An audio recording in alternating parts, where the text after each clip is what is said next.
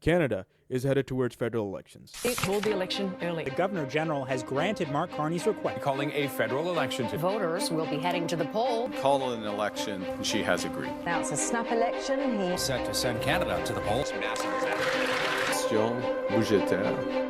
Canadians will be heading to polls next month in the middle of a trade war with the United States. 23rd March 2025, the current Prime Minister Mark Carney triggered a federal election by requesting the Governor General to dissolve the Parliament. The parliamentary elections are set to take place on April 28, 2025, in roughly 5 weeks, and this year's campaign will be the shortest allowable by law. With just 5 weeks remaining, all political parties are campaigning in full swing, and at least one of them will come out on top. Elections are generally held every 4 years in Canada.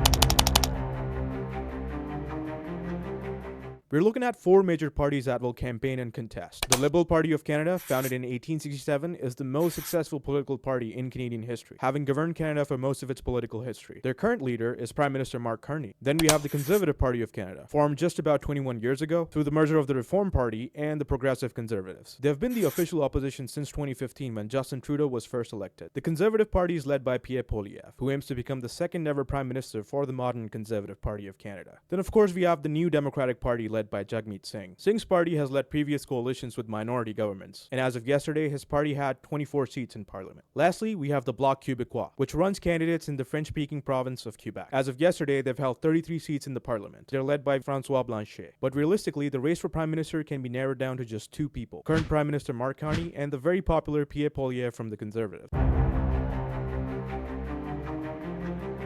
Canadians don't vote directly for the Prime Minister. In fact, Canada's political system is a constitutional monarchy and a parliamentary democracy, which means that the Parliament legislature consists of 3 branches: the King, the Senate, and the House of Commons. Together, these 3 form the legislative branch of Canada. The Senate does not run for elections. Rather, it is appointed by the Governor General on advice of the Prime Minister. Having discussed the King and the Senate, we are left with the House of Commons, which includes MPs, or Member of Parliament. These MPs run for elections in their respective electoral districts, representing their specific party. They sometimes run as independents.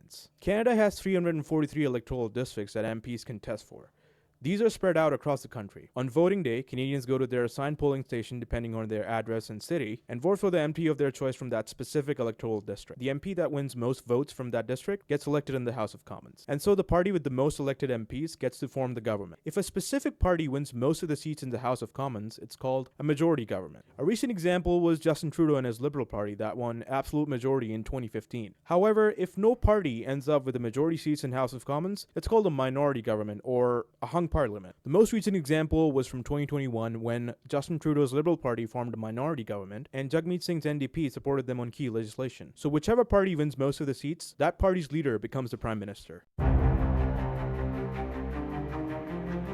As recently as the start of this year in January, the Conservative Party of Canada and their leader Pierre Poilievre were believed to have a clear path towards winning a majority government. Poilievre has been working tirelessly on what he calls a common sense plan, where he aims to build the homes and axe the tax. We all know about the ongoing trade war with the United States led by President Trump. The mounting pressure from this economic threat was building up on ex-Prime Minister Justin Trudeau, and his resignation sort of made things better for the Liberal Party. Mark Carney, former Governor of the Bank of England and the Bank of Canada, won the leadership appointment and replaced Justin Trudeau as Prime Minister.